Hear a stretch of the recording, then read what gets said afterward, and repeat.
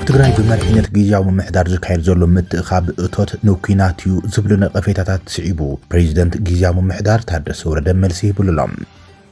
ፖለቲካዊ ጸገማት ትግራይ ኣብ ዙርያ ጠረጴዛ ብዘተ ክፍታሕ ከም ዘለዎ ድማ ጻውዒት ቀሪቦሎም። ኣምባሳደር ኣሜሪካ ኤርቪን ማሲንጋ ብዛዕባ ኣብ ትግራይ ዳግም ዝተሓደሰ ወጥሪ ስዒቦም ጻውዒት ኣቕሪቦሎም። ዓሲምባ ተቋጻጺርና ኣለና ሻዕብያ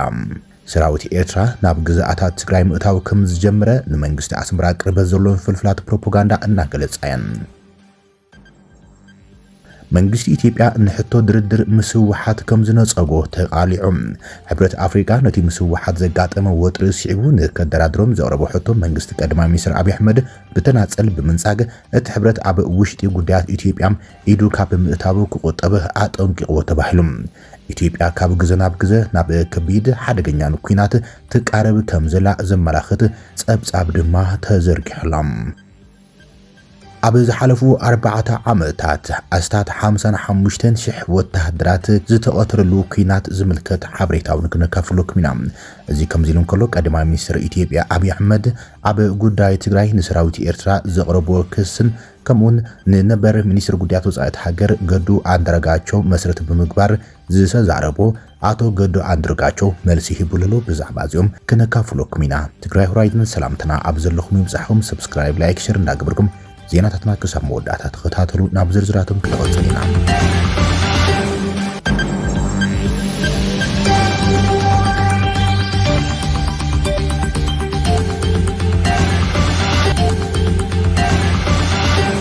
ኣብ ትግራይ ብመርሕነት ጊዜያዊ ምምሕዳር ዝካየድ ዘሎ ምትእኻብ እቶት ንኩናት ዝብሉ ነቐፌታታት ዝምልከቱ ፕሬዚደንት ታደሰ ወረደ መልሲ ይብሉሎም። ተጋሩ ሃብትና ኣተኻኺብና ብሓባር ክንሰርሕ ይግበና ክብል ፕሬዚደንት ጀነራል ታደሰ ወረደ ገሊጾም። ኣብ ትግራይ ዘጋጠመ ሰብኣዊ ቅልውላው ንምቅላል ውልቀ ማሕበራዊ መራኸቢታት ዝገብርዎ ተበግሶም እቲ ፕሬዚደንት ኣፍልጦ ሂቦም ኣሎም። ትግራይ ካብ ደገ ብእትጽበዮ ሓገዝ ስለ ዘይትልወጥ ዋላ እኳ ብስንኪ ኩናት ኩሉ ስኡናት እንትኾነም ዘለና ሃፍቲ ግን ኣተኻኺብና ክንሰርሕ ዝግበአና ኢሎም። ውሕዳት አንቃሕቲ ማሕበረሰብ ኣብ ሕጻጽ ዘካየድዎ ዕዉት ስራሕ ኣብ መቐለ ጥራሕ እንተይኮነስ ኣብ መላእ ሃገር ኢሉውን ንዓለም ለኸ ለገስቲ ካብ ጫፍ ናብ ጫፍ ዘነቓነቐ ተግባር እዩ ክብል እዮም ንኣድኡ ገሊጹሎም። እዚ ድማ ንዕውትነት ምትእኻብ እቶት ዝጠመተ ዘተም ላዕለዎት ሓለፍቲ ስራሕ መንግስቲ ሶማያ ሚድያን አንቃሕቲ ማሕበረሰብን ዝተረኸብሉ መድረኽ ዘተ ተኻይደሎም። በጀት ይኹን ኩሉ ነገር እናተጸበና ስለዘይዋጽም ባዕልና ንባዕልና ተሓጋጊዝና ጸገማትና ክነቃልልን ኩሉ ሕቶታትና ብሰላም ክምለስን ብኻልእ ገጽ ድማ ትግራይ ውሽጣዊ ሃብትታት ተጠቒማ ንዳግመ ሕውየትን ህንጸትን ክትዘልቕ ክንሰርሕ ይግበአና ኢሎም። እዚ እንተዚዮ ኮይኑ ብስንኪ ኩናት ዝበጽሕና መጠን ዕንወት ካብ ደገም ብምጽባይ ኣይፍታሕን። እቲ ምንታይ ትግራይ መሃያ ሰራሕተኛት ንምኽፋል ኣብ ዝተጸገመትሉ እዋን ዓርስና እንኽእለሉ መድረኽ ክሳብ እንበጽሕም ቁጠባና ዓቕሚ ተጸዋርነቱ ከዓቢም ክንሰርሕ ኣለና ክብል እቲ ፕሬዚደንት መልእኽቲ ሓሊፎም። ስለዝኾነ ድማ ኣብ ኣጸጋሚ ቁጠባዊ ኩነታት ዘላ ትግራይ ውግኣታ ክትሕክምን ተመዛበልታ ክትድሕንን እዚ ምትእኻብ እቶት መሳገሪ መድረኽ እዩ ክብል ገሊጾሎም። እዚ ድማ እቶት ዝእክቡ ዘለዉ ንኩናት መዳለዉ እዩ ዝብል ዘረባታት ሓሶት ከም ዝኾነ ዝገለጸ ፕሬዚደንት ታደሰም ከም ተጋሩ ሓድነትና ኣስቲምና ክንስጉም ግደ ኣብ ስሩዕን ማሕበራዊ ሚድያን ዘለዉ ሶማያ ሚድያም ኣገዳሲ እዩ ክብል ገሊጾም። ውሕዳት አንቃሕቲ ማሕበረሰብ ኣብ ሕጻጽ ዘካየድዎ ዕዉት ስራሕ ኣብ መቐለ ጥራሕ እንተይኮነስ ኣብ መላእ ሃገር ኢሉውን ንዓለም ለኸ ለገስቲ ካብ ጫፍ ናብ ጫፍ ዘነቓነቐ ከም ዝኾነን ዝናኣት ተግባር ከም ዝኾነን ንጉዳይ ምትእኻብ እቶት ድማ ኩሉ ክረባረብ ይግባእ ብምባል እዩ ብሄራዊ ጻውዒት ዝበሎ ኣቕሪቡ ዘሎ ጀነራል ታደሰ ወረደ።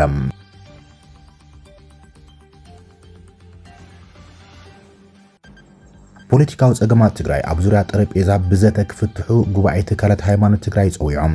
ኩሎም ኣብ ኣመራርሓ ዘለዉ ኣካላት ኣብ ትግራይ ዘሎ ኣሰካፊ ኩነታት ብእውነት ተረድዮም ካብ ስምዒት ወፂኦም ፖለቲካዊ ጸገማት ትግራይ ኣብ ዙርያ ጠረጴዛ ረቢቦም ብዘተ ክፈትሑ ጉባኤ ትካላት ሃይማኖት ትግራይ ጸዊዖም።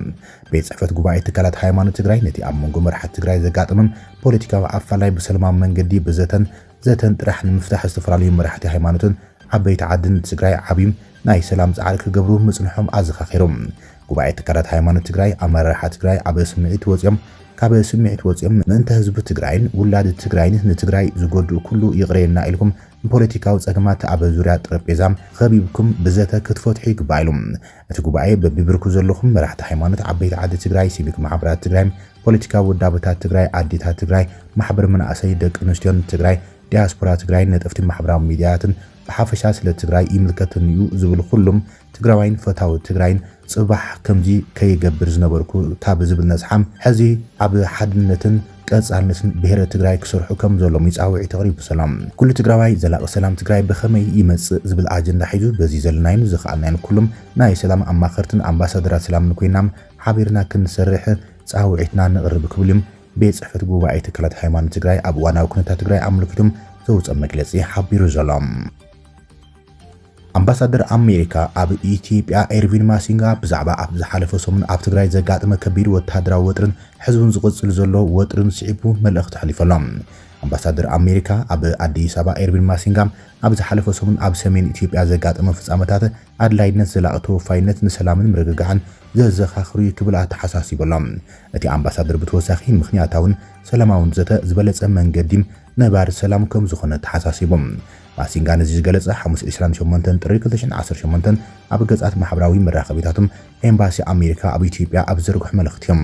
እቲ ኣምባሳደር ኣብ ዘሕለፉ መልእኽቲ ኣብ መንጎ ሰራዊት ምክልኻል ኢትዮጵያን ሓይልታት ትግራይን ኣብ ከባቢ ጸለምቲ ዝጸንሐ ወጥሪ እናተጋደደ ኣብ ዝኸደሉ ዘሎ እዋን እዮም እቲ ወጥሪ መንገዲ ኣየር ኢትዮጵያ ናብ ከተማታት ትግራይ ከም መቐለ ኣክሱም ሽረን ሕሙራን ዝገብሮ ዝነበረ በረራታት ደው ከብል ምኽንያት ከም ዝኾነ ዝፍለጥ እዮም ሕብራት ሃገራት ሕብረት ኣፍሪቃን ሕብረት ኣውሮፓን ዝተፈላለዩ መግለጫታት ተውፅኦም ተኽሲ ደው ምባልን ኣብ ስምምዕነት ምቁራጽ ተኽሲ ፕሪቶሪያ ዘለዉ ፍልያት ክፍትሑን ጸቕጢ ክገብሩ ጸኒሖም ኣሎም ህወሓት ኣብ መወዳእታ ዝሓለፈ ሰሙን ኣብ ወንበር ኮሚሽን ሕብረት ኣፍሪቃ መሐመድ ዓሊ ዮሱፍ ኣብ ዝሓፈ ደብዳቤ ኣብ መንጎ ትግራይን መንግስቲ ፌደራልን ዘሎ ኣፈላላይም ብዘተን ምፍታሕ ድልውነቱ ገሊጹ ነይሮም ኣብ ዝቐረበ እዋን ዝተፈጠረ ጎንፂ ብዝምልከት ካብ መንግስቲ ፌደራል ንዝቐረበ ጻውዒት ወግዓዊ መግለፂ ይኹን ምላሽ ኣይተወሃበን እዮም ዓሲምባ ተቋጻጺርና ኢልና ሻዕብያ ሰራዊት ኤርትራ ናብ ግዛእታት ትግራይ ምእታው ከም ዝጀመረት ንመንግስቲ ኣስመራ ቅርበት ዘሎም ፍልፍላት ፕሮፓጋንዳ ይገልጻላ ኣብ መንጎ መንግስታት ኢትዮጵያን ኤርትራን ውጥሪ ኣብ ዝሓይረሉም አንጻር መንግስቲ ፌደራል ኢትዮጵያ ሰፊሕ ናይ ፕሮፓጋንዳ ምንቅስቃሳት ዝገብራ ዘለዋ ፍልፍላት ፕሮፓጋንዳ ኣስመራ ብጥምረት መንግስቲ ኢትዮጵያ ንምፍራስ ይሕንያ እየን ዘለዋ ብፍላይ ድማ እቲ ኣብ ትግራይ ህወሓት ኣብ ክልል ኣምሓራ ድማ ፋኖ ዝሓቆፈ ብፕሬዚደንት ኤርትራ ኢሳያስ ኣፈወርቂ ዝተመስረተ ዝበሃል ጽምዶ ዕላሞም አንጻር መንግስቲ ኢትዮጵያ ዝዓለመ ከም ዝኾነም ተንተንቲ ዝገልጽዋ መንግስቲ ኢትዮጵያውን እቶም ብሻዕብያ ዝግንሑ ዝበሎም ሓይልታት ከም ህወሓትን ፋኖን አንጻር ኢትዮጵያ ይንቀሳቀሰሉ ብምባል ዝኸሰም ዘሎ ወገን ኢትዮጵያ ዝተበገሰ ሕቶ ኣፍ ደገ ቀይሕ ባሕሪ ከምኡን እቲ ኣብ ትግራይ ዘጋጥመ ፖለቲካዊ ቅልውላውን ኣፋላይ ኣሰላልፋ ኤሊታት ፖለቲካ ትግራይን ስቡር ኣፈጻጽማ ስምምዕነት ፕሪቶሪያን ነቲ ኩነታት ናብ ሓደገኛ ጫፍ እዩ ዝደፍእ ዘሎ ኣብ መንጎ ህወሓትን መንግስቲ ፌደራልን ወጥሪ ዳግም ኣብ ዝሒለሉ ዘሎ እዋን ድማ ብወገን ኤርትራ ኣዘራራቢ ሓበሬታታት ሎሚ ተዘርጊሖም ኣሎም ፍልፍላት ዜና ኤርትራ ሰራዊት ኤርትራ ኣብ ርእሲቲ ኣቐዲሞም ብሓይሊ ዝሓዞ ላዕላዊ መሬት ኢትዮጵያ ትግራይ ንኣኽራናት ዓሲምባ ኢሮብ ዳግም ከም ዝተቆጻጸሮ ይሕብር ኣሎ እዚ ድሕርቲ ቀዳማይ ሚኒስትር አብይ አሕመድ ኣብ ቀረባ እዋን ኣብ ፓርላማ ዝሃቦ መብርሂ ጽዒቦም ዝመጽ ኮይኖም ንስትራቴጂካዊ ዕላማ ሒዝና ያለና ብምባል ብመንግስቲ ኤርትራ ሚኒስትር ዜና ካብ ዝንቀሳቐሳ ምዃነን ዝንገረለን ማሽናት ፕሮፓጋንዳ ህግደፍ ዝኾነት ሓንቲም ናቕፋ ፕረስ ሐሙስ ኣብ ማስያ ጸብጺባላ እዚ ድማ እቲ ብዓብዩም ኢትዮጵያን ኤርትራን ኣቴንኦ ዘለዋ ከቢድ ወጥሪ ክንደይናይ ናብ ሓደገኛ ምዕባለም ይሰጋገር ከም ዘሎ ዘርኢ ኮይኑ ንረኽቦም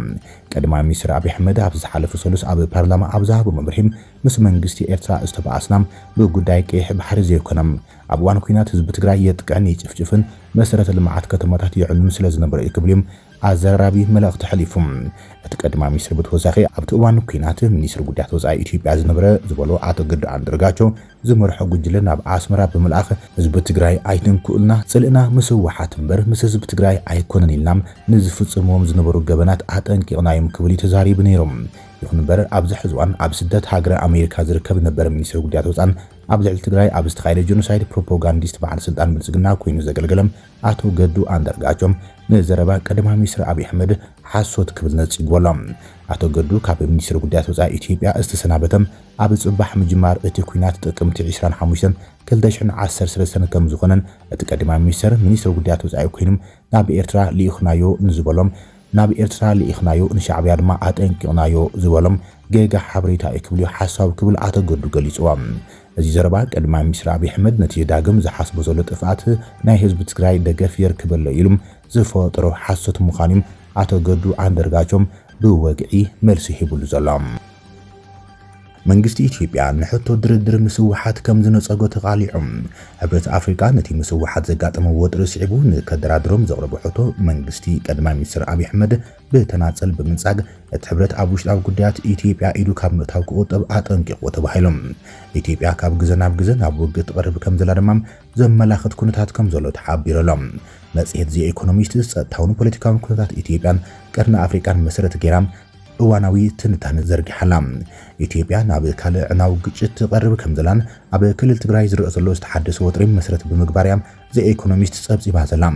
እቲ ወጥሪ ድማ ሰፊሕ ዞባዊ ባር ሓዊ ከይፍጠር ስግኣት ዘለዓለ ከም ዝኾነ ያጠንቂቓ በመሰረት ጸብጻብ ዘኢኮኖሚስት ነበርቲ ትግራይ ኣብ ዝሓለፈ ዓመት ብሕጽረት ገንዘብ ባዶ መደራደሪ ዕዳጋ ገንዘብን ምውሳኽ ዋጋ ሸቐጣትን ምእካብ ሸቐጣት ውልቀ ነጋዶን ዝኣመሰሉ ተደጋገምቲ ጭንቀታት ተጻዊሮም እቲ ኣብ ነፍሲ ወከፍ ክፋል ትግራይ ንዝኽሪ ናይቲ ኣብ 2020 ክሳብ 2022 ዝነበረም ኣማይ ተሽሓት ሰባት ዝቐተለም ኩናት ኣብ ዝእዋን እዚ ድማ ዳግም ካልእ ሕማቕ ዝኽሪ ኣላዒሎም ከም ዘሎ ሓቢራላ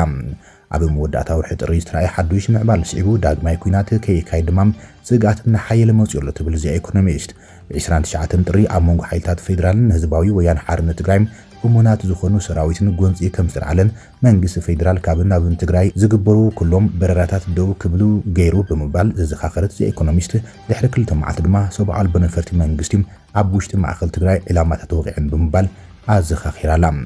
ፕሬዚደንት ጊዜያዊ ምምሕዳር ትግራይ ሌተናንት ጀነራል ታደሰ ወረደ ነቲ ኣብ እዋን ዝነበረ ኩነታት ኩሉ ምድያዊ ኩናት ዝመስል ነገር ክብል ገልጽዎ ከም ዝነበረ ድማ ዚ ኢኮኖሚስት ኣዘኻኺራላ እቲ ቅጽበታዊ ምዕባለ ድሕሪ መዓልታት ዝቕለለ ይመስል ዝበለት እታ መጽሔት ኣብ ትሕቲ ምምሕዳሩ ዝነበሩ ሓይልታት ካብ ዝኣተዎም ገለ ከባቢታት ከም ዝተሰሓቡ ብምሕባር ዘይምርዳእ ብዘተ ክፍታሕ ከም ዝኽእል ኣስሚሩሉ ብምባል ንመግለጺ ጀነራል ታደሰ ወረደ ኣዘኻኺራ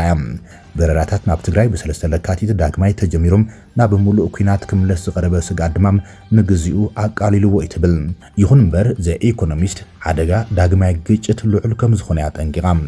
ቀዳማይ ሚኒስትር አብይ አሕመድ በሰለስተ ለካቲት ኣብ ባይቶት ሃገር ተረኺቡ ኣብ ዝሃቦ መብርሂም ህወሓት ንኢትዮጵያ ንምፍራስ ዝዓለመ ከዳዓዩ ክብል ከይስዎ ዝበለታ መጽሔት በዓል ስልጣን ህወሓት ከም ምንጪ ተጠቂማ ድማ ሓይሊ ምክልኻል ሃገር ኢትዮጵያ ብምሉእ ሓይሉ ይንቀሳቐስ ከም ዘሎ ከም ዝገለጸላን ፖለቲካዊ ልጋም እንተፈሽሉ ካልእ ኩናት ዕናዊ ክኸውን ከም ዝኽእል አጠንቂቁ ብምባል ገሊጻ ዘላ እታ መጽሔት ሱር ናይ ዝሕዝ ዘሎ ቅልውላው ካብቲ ዝሓለፈ ኩናት ዘይተፈትሑም ጉዳያት ቀጺሎም ብምህላው ምዃኑ ኣስዒባ አብይ ኣብ 2018 ኣብ ቋጽራ አውሮፓውያን ናብ ስልጣን ምስ መጸም ምልሻታት ክልል ኣምሓራ ሓዊሱ ንህወሓት ዝቃወሙ ሓይልታት ጥምረት ተኣኻኺቦም ኣብ እዋን ግጭት 2020 ክሳብ 2022 ሓይልታት ኣምሓራ ንምዕራብ ትግራይ ተቆጻጺሮም በአማይ ተሽሓት ዝቁጽሩ ተጋሩ ድማ ብሓይሊ ኣመዛቢሎም ብዙሓት ካብኣቶም ኣብ መላእት ክልል ኣብ ማዓስከራት ከም ዝርከቡን እታ መጽሔት ኣዘኻኺራላ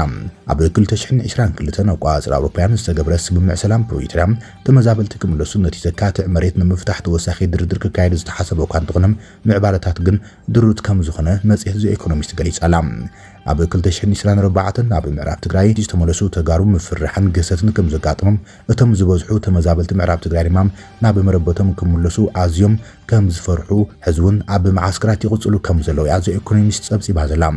ነቲ መሬት ናብ ምምሕዳር ትግራይ ክምለስ ንዝቐርበሉ ሕቶ ህወሓት መንግስቲ ፌደራል ተቃይሞ ከም ዘሎ እቲ ጸብጻብ ወሲኹ ሓቢሮላ ኣብ ዝሓለፈ ሰሙን ምስ ህወሓት ዝተኣሰሩ ሓይልታት ንሩባ ተከዘሳጊሮም ናብ ጸለምቲ ምስዓቶም መሊሱ ወጥሪ ተበጊሱ ዝበለታ መጽሔት ሰበስልጣን እትስጉምቲ ነቲ ኣብ ልዕሊ ዝምለሱ ሲቪላት ዝግበር ኣተሓዛ ንምቋም ዝዓለመ ምዃኑ ክገልጹ እንከሎም ገለ ብዘ ኢኮኖሚስት ዝተጠቐሱ ተንተንቲ ግን ንመከላኸሊ ፌደራል ንምፍታን ወይ ድማ ስትራቴጂካዊ መርገጺታት ንምውሓስ ዝዓለመ ክኸውን ከም ዝኽእል ይኣምኑ ትብል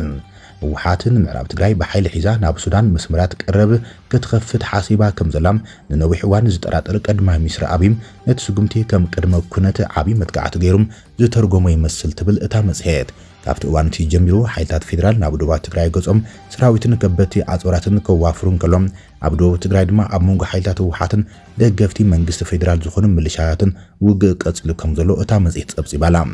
ሕብረት አፍሪካ ብዕለት 30 ጥሪ ሽምግልና ክገብር ብግልጽ እኳ እንተሓበረም ኢትዮጵያ ግን ነቲ እማመ ብውልቂ ከም ዝነጸገቶ ሕብረት አፍሪካ ድማ ኣብ ውሽጣዊ ጉዳያት ኢትዮጵያ ጣልቃ ካብ ምእታው ክቆጠብ መንግስቲ ኢትዮጵያ ከም ዝነገሮ ዘ ኢኮኖሚስት ዝጠቐሶ ምንጪ ሓቢሮሎም ህወሓት ግን እቲ ብሕብረት ኣፍሪቃ ዝቐረበ ጻውዒት ድርድር ብሓጎስ ከም ዝተቐበለ ዝዝከር እዮም።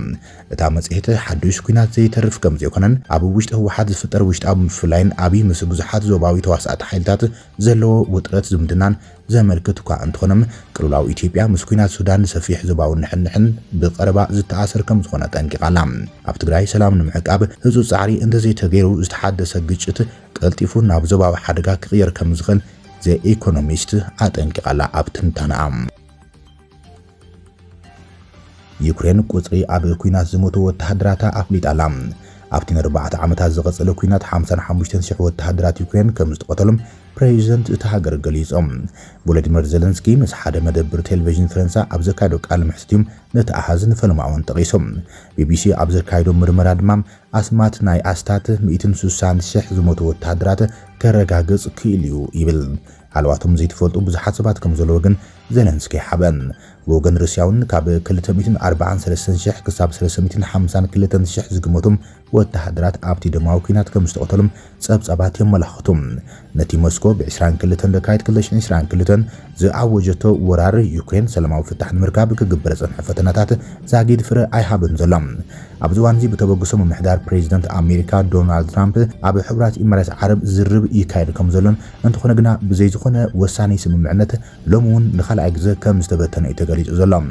ፍሊሉኽ ኣሜሪካ ስቲቭ ዊትኮፍ ሰብኣይ ጓሉ ንትራምፕ ጃረድ ኩሽከርን ኣብቲ ወከልቲ ሞስኮን ኬቭን ዝተረኸብሉ ኣብ ኣቡዳቢ ዝቐጸለ ስሉሳዊ ዘተም ዝተሳተፉ ኮይኖም እንተኾነ ግና ሎሚ ኣብ ማስኡ እቲ ኣኼባ ከም ዝተዛዘመን ሕዚ እውን ብዘይ ፍረ ከም ዝተበተነ እዩ ጸብጻባት ዘመላኽቱ ዘሎም። ዝኸበርኩም ተኸታተልቲ ዜናታትና ነዚ ሰዓት ዝበልናይ መሓደሽቲ ምዕባለታትን እዋናዊ ዜናታትን ኣብ ዛዚምና ንሰናይ ምክትታልኩም ነመስግን።